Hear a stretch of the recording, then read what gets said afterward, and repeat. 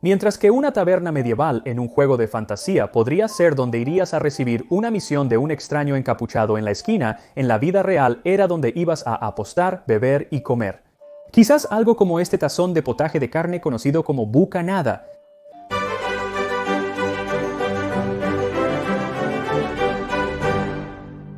Así que si alguna vez te encuentras en el período medieval tardío y necesitas comida y bebida, será mejor que encuentres una posada, taberna o casa de cerveza. Los tres términos no son exactamente sinónimos y tienen diferencias, pero en general podrías ir a cualquiera de ellos para conseguir una bebida y probablemente algo de comida. Dependiendo de la calidad del establecimiento, podrías obtener solo pan y queso, pero si es una taberna de buena reputación, deberías conseguir un tazón de potaje o guiso. Ahora, algunos de estos lugares podrían tener lo que hoy se llama una olla de cazador o guiso perpetuo, y este es el concepto de siempre tener una caldera de guiso o potaje en todo momento. Básicamente, tomarías un tazón de él y luego reemplazarías los ingredientes que acabas de sacar, por lo que siempre se está reponiendo. Incluso hoy en día hay lugares que aún practican esto. Hay un lugar en Japón que ha estado sirviendo el mismo caldo desde 1945. Y en Perpiñán, Francia, sirvieron el mismo guiso desde el siglo XV hasta la Segunda Guerra Mundial, cuando no pudieron conseguir los ingredientes correctos. Y en la Edad Media, conseguir los ingredientes correctos también influiría en lo que sería tu guiso. Podrías obtener solo un potaje de verduras en algún lugar, solo serían frijoles y coles, pero en algunos lugares podría ser como un guiso de pescado o algo con carne de muy buena calidad. Uno de los guisos más comunes de este periodo, para el cual he encontrado recetas en prácticamente todos los manuscritos de cocina de Inglaterra y Francia de la Edad Media, se llama bucanada o bocanad. Toma ternera, cabrito o gallina y hiérvelos en agua limpia o en caldo fresco y córtalos en pedazos y límpialos bien. Y luego pasa el mismo caldo por un colador y añade perejil, salvia, hisopo, macis, clavos y déjalo hervir hasta que la carne esté lista. Luego retíralo del fuego y espésalo con yemas de huevo crudas y añade jengibre en polvo, azafrán variado y sal y luego sírvelo como una buena carne. Me parece tan interesante que, aunque las ortografías han cambiado obviamente y se habrían pronunciado de manera bastante diferente en aquellos tiempos, las palabras en sí en su mayoría son las mismas palabras que usaríamos hoy. Ahora hay palabras como smite, que significa cortar, pero normalmente no la usamos en recetas. Es más un corte bíblico, aunque tal vez deberíamos recuperarlo en mi próximo libro de cocina, eliminaré la palabra cortar y usaré castigar. Ahora hay algunas palabras en el original que no usamos en absoluto en inglés hoy en día, como eating, que era una palabra en inglés medio para huevos, aunque eggs también era una palabra en inglés medio para huevos, y es alrededor del tiempo de esta receta que vemos que se elige una sobre la otra, En 1490, William Caxton tradujo la Eneida de Virgilio al inglés y estaba frustrado con cómo el idioma inglés estaba cambiando en ese momento. Cuenta la historia de un mercader o comerciante de telas llamado Sheffield y él era del norte de Inglaterra y se encuentra en Kent en el sur de Inglaterra y se acerca a esta mujer y le pide algunos huevos y ella dice, no sé qué estás diciendo, no hablo francés. Bueno, él tampoco porque huevos no es una palabra francesa, pero ella no conocía la palabra huevos porque era del sur y dijo eren.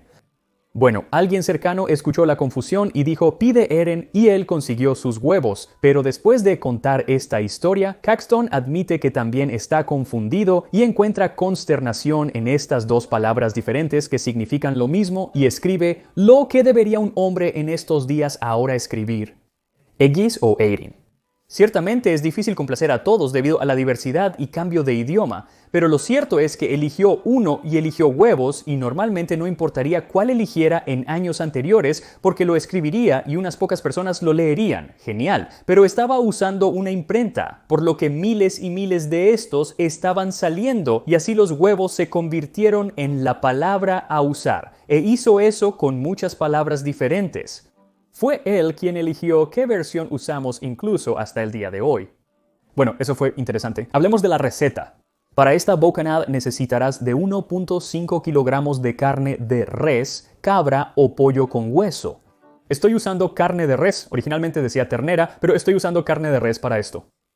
También cabrito en la receta dice cabrito que es cabra. Siempre tengo gente diciendo que son niños. No, no lo son cabras. Un poco de perejil, salvia, hisopo fresco, un medio cucharadita de macis, un octavo cucharadita de clavos, 4 yemas de huevo, un medio cucharadita de jengibre, 120 ml de verjus. Entonces, ¿qué es exactamente el verjus o verjuice? Era una forma medieval de hacer jugo de uvas no maduras, por lo que no está fermentado ni nada, pero tiene este tipo de acidez como vinagre. Pero también es dulce, así que si no lo tienes, quizás la mitad de jugo de uva y la mitad de vinagre de vino tinto podrían imitar el sabor. Luego, una pizca de hebras de azafrán molidas y una cucharadita de sal. Primero pon tu carne en una olla grande y cúbrela con agua o caldo, o una combinación de los dos, y luego lleva esto a hervir y reduce a fuego lento, y asegúrate de quitar cualquier escoria o espuma que se forme en la parte superior. Deja esto a fuego lento durante aproximadamente 1 hora o hasta que la carne se desprenda fácilmente del hueso y luego retíralo del fuego. Saca la carne y adelante, golpea tu carne. Además, el cuchillo que estoy usando es este cuchillo enorme. Es un cuchillo al que ahora llamo mi cuchillo para golpear. Este fue hecho a mano para mí por uno de mis patrocinadores de Patreon y simula un diseño antiguo de, creo, el Renacimiento temprano. Simplemente creo que es genial, así que pondré un enlace porque él hace cuchillos a mano. Pondré un enlace a sus cosas. De todos modos, este es ahora mi cuchillo de forja. Así que una vez que tu carne ha sido golpeada o forjada, querrás colar el caldo tanto como puedas hasta que esté bonito y limpio. Devuelve la carne a la olla y añade el caldo. Agrega el perejil, la salvia y el hisopo, todos picados muy finos, así como la macis y los clavos. Luego revuelve todo junto y déjalo hervir a fuego lento. Coloca la tapa en la olla y déjala hervir a fuego lento durante 1 a 2 horas, hasta que la carne esté tan tierna como desees. También mantén un ojo en ello porque podrías necesitar agregar un poco de agua en caso de que todo se evapore, pero por eso quieres dejar la tapa puesta mientras lo haces. Mientras se cocina, te contaré más sobre lo que encontrarías en una taberna medieval. Sucedió que en esa temporada, un día en Southwark, en el Tabard mientras yacía, listo para emprender mi peregrinación a Canterbury con pleno valor devoto. Eso fue del prólogo de los cuentos de Canterbury de Geoffrey Chaucer, y al ser escrito entre 1387 y 1400, contiene una de las primeras referencias a una posada nombrada, una posada histórica real. Se llamaba el Tabard, y aquí es donde en los cuentos de Canterbury todos los personajes se reúnen justo antes de dirigirse al sur hacia Canterbury en su peregrinación, que es en cierto modo el punto central de la obra. Chaucer habla sobre el dueño de esta posada y dice que era un muy buen anfitrión y que nos llevó directamente a la cena. Nos sirvió con viandas de la mejor calidad. El vino era fuerte y nos complació mucho beberlo. Ahora, cuando imagino esto en mi mente, definitivamente estoy influenciado por cosas como El Señor de los Anillos y Dungeons and Dragons y todos estos tipos de mundos de fantasía medieval, pero no son exactamente así. Primero que nada, hay muchos menos orcos y elfos, pero también las posadas, tabernas y cervecerías de la Inglaterra medieval al menos no eran todas iguales. Eran bastante diferentes, al menos en diferentes partes de su historia. Ahora, por supuesto, a lo largo del tiempo, sus definiciones se superponían y había mucha variedad dentro de cada clasificación, pero en general tenías las posadas en la cima de la jerarquía. Tendían a ser las más bonitas y luego estaban las tabernas y luego las cervecerías en la parte inferior. Las posadas, como comenzaron al menos, eran un lugar para que las personas pasaran la noche. Por lo general, estaban cerca de la casa de la puerta de una ciudad o un pueblo, o entre ciudades o pueblos, a un día de camino, quizás a 20 millas de distancia, por lo que era un lugar donde podías parar la noche y quedarte. Y al igual que un bed and breakfast, a menudo te darían algo de comida y bebida, pero solo como un bed and breakfast para las personas que realmente se quedaban allí. No podías llegar y simplemente pedir comida, tenías que quedarte un rato. Eso no es lo que sucedió. Aunque en ocasiones en la historia las posadas se encontraban ganando buen dinero con la comida y la bebida, por lo que dijeron, está bien, tal vez solo serviremos a cualquiera que venga, y era como tener un restaurante en un hotel, lo cual sigue siendo algo hoy en día. En contraste, una taberna representaba lo contrario. Era un lugar para que la gente viniera a comer y beber, principalmente beber, pero generalmente no era un lugar para quedarse. Las tabernas originalmente servían vino. Estaban administradas por vinateros que elaboraban o importaban vino, y recuerda que esta es una época en la que todavía se elaboraba vino en Inglaterra. Creo que lo hacen de nuevo ahora, pero tenían bastante vino hecho en Inglaterra, pero en su mayoría era hecho por la iglesia y se lo guardaban todo para ellos mismos, supongo que para la comunión, así que cualquier otra persona tenía que conseguir vino importado, que era mucho más caro. El vino más común en Inglaterra en ese momento era un vino tinto de Gascuña, que costaba alrededor de 3 peniques el galón, el doble que la mejor cerveza. Luego estaba el vino del Rin de la región del Rin, que costaba de 6 a 8 peniques el galón. Ahora, si estás pagando tanto por tu vino, quieres asegurarte de que realmente estás obteniendo lo que pagaste, así que si hay alguna duda, puedes pedirle al tabernero que te deje bajar a la bodega para ver el barril real de dónde proviene tu vino. Si se descubría que un tabernero estaba vendiendo vino adulterado o falsificado, a menudo se le castigaba colocándolo en el cepo o en las acciones y vertiendo ese vino ofensivo sobre su cabeza, humillación pública, pero también usualmente serían expulsados del gremio, lo que básicamente significaba que perdían su negocio. De hecho, había personas cuyo trabajo era ir e inspeccionar el vino y era más popular en Francia que en Inglaterra, pero estas personas generalmente eran el pregonero de la ciudad y harían esto como parte de su trabajo y se les llamaba el pregonero del vino. En el siglo XI había un escritor francés que decía que los pregoneros del vino lloran con la boca abierta el vino que se vende en las tabernas a 4 cuartos. Ahora, algunas de estas tabernas vendían el mejor vino y algunas vendían el peor vino y todo lo demás. Había mucha variedad.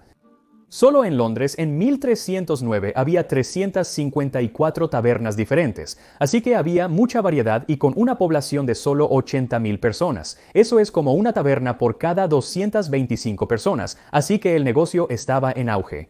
Probablemente por eso comenzaron eventualmente a vender otras bebidas comúnmente como la sidra de manzanas y el perry de peras, especialmente en el país del oeste, y luego el hidromiel que se hace con miel. El hidromiel y otras bebidas especiales solían ser más caras y se reservaban para ocasiones especiales, pero había diferentes versiones disponibles en todas partes. Encontré un hidromiel que me encantó. Se llama cráneo de Odín. No es tan dulce y tiene un poco de especia. Es posible que venga más hidromiel. Estas tabernas, con todas las nuevas bebidas que vendían, a menudo comenzaban a ofrecer comida y algunas incluso tenían habitaciones para alquilar en los pisos superiores del edificio, desdibujando así las líneas entre las definiciones. Además, estas habitaciones no eran individuales. Normalmente albergaban a unas 10 o 12 personas diferentes que no se conocían entre sí. Era como meter a tantas personas como fuera posible en estas habitaciones. Si había una cama, muchas personas dormían en la misma cama, así que no es el Holiday Inn. Ahora, el menos extravagante de los 3 lugares para conseguir bebidas, y había más lugares donde podías conseguir bebidas, pero esos son los que estamos cubriendo. Eran las tabernas y cuando empezaron eran solo eso. Era una casa privada, donde la esposa de la casa vendía cerveza porque ella haría un gran lote de cerveza. Pero la cerveza en aquel entonces, especialmente antes del lúpulo, solo duraría un día, 2, tal vez 3. Y entonces cualquier cosa que la familia no pudiera beber ellos mismos, ella lo vendería a todos los demás. Y entonces ella colocaría un palo o una escoba fuera de la puerta y esa era la señal que dejaba a todos saber que había cerveza a la venta.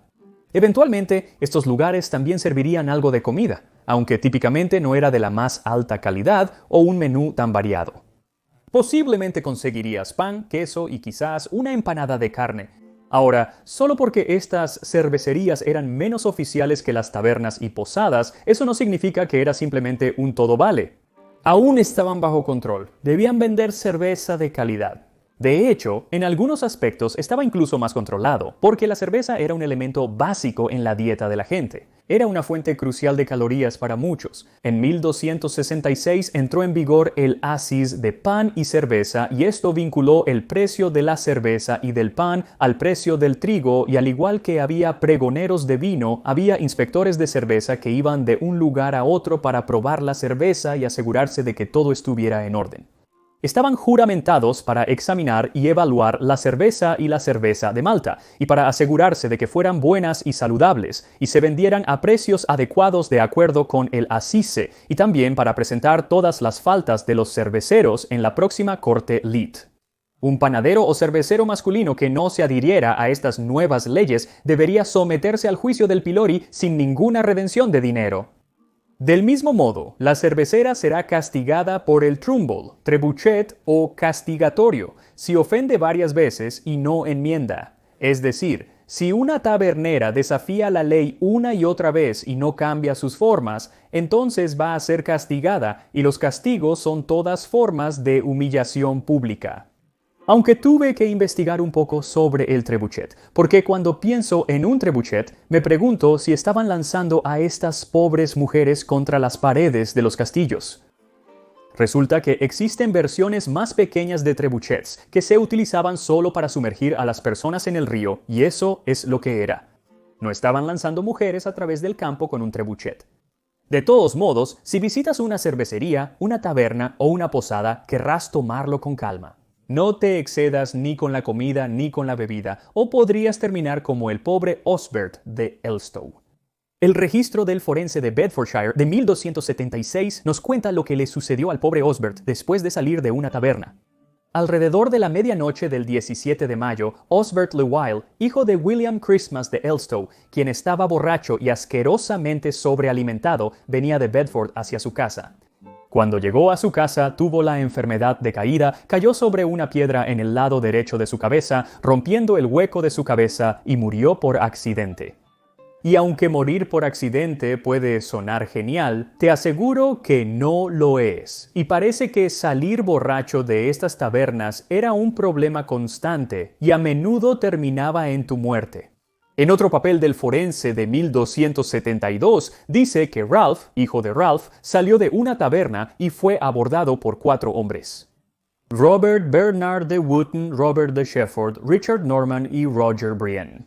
Me encanta que cada persona en esta historia tiene un nombre que comienza con la letra R. Incluso la taberna en la que Ralph estaba bebiendo era propiedad de Robert Mallon. De todos modos, estos 4 hombres, Robert, Richard y Roger, le preguntan a Ralph si está borracho, y él lo está. Y entonces él dice borrachamente: ¿quién eres tú?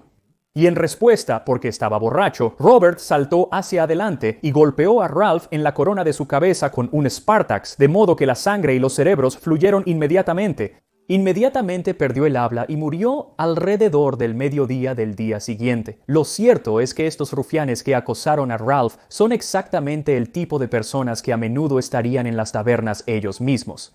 Quiero decir, por supuesto, que había esos establecimientos de lujo, pero la mayoría, al menos los que se escribieron, eran guaridas de escoria y villanía que estaban llenas de juegos de azar, bebida y prostitución, pero incluso con tan terrible reputación, parece que prácticamente todos se encontraban en una taberna en un momento u otro, incluso el clero. Pero eso era bastante mal visto, como se puede ver en esta carta de alrededor del año 1200.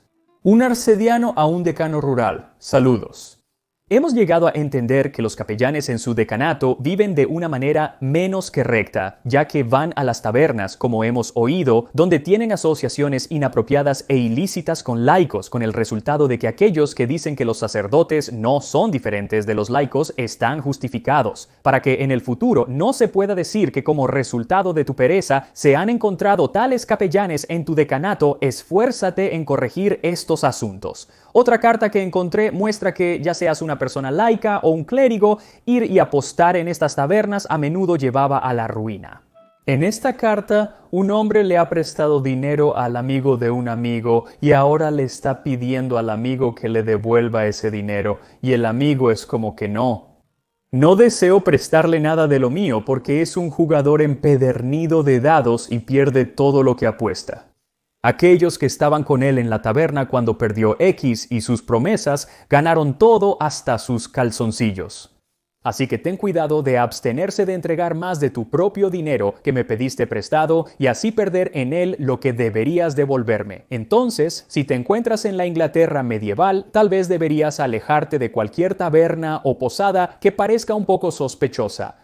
Espero haber encontrado una posada respetable en la Porch House en Stow-on-the-Wold, donde acabo de reservar varias noches cuando voy a Inglaterra en junio. Muy emocionado. Afirman ser la posada más antigua de Inglaterra desde el 947, aunque muchos lugares hacen afirmaciones similares, por lo que es difícil saber exactamente qué quieren decir. Hay un excelente video de Jay Draper, uno de mis creadores favoritos.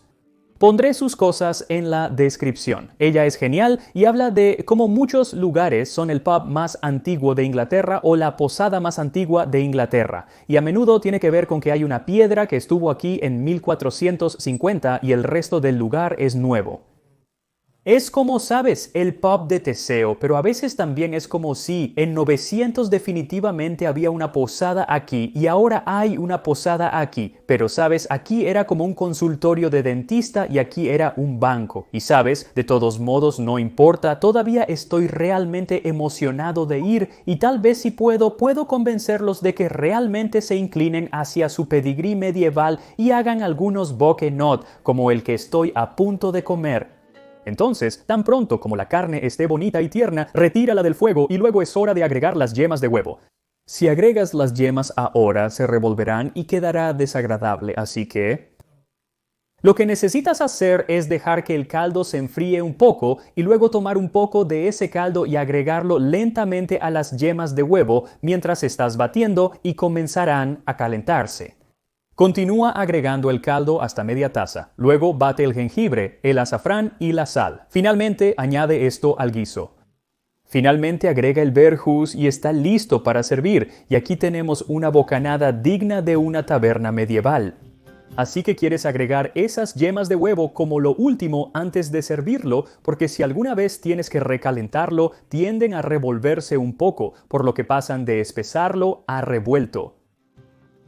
El sabor va a ser el mismo, pero la apariencia es un poco diferente y lamentablemente tuve que recalentar el mío. No importa, aquí vamos. Lo cierto es que huele maravilloso. El azafrán es lo que me golpea. Estaba preocupado de que fuera el clavo porque eso es lo que me golpeaba al principio, pero ahora es el azafrán. Aquí vamos.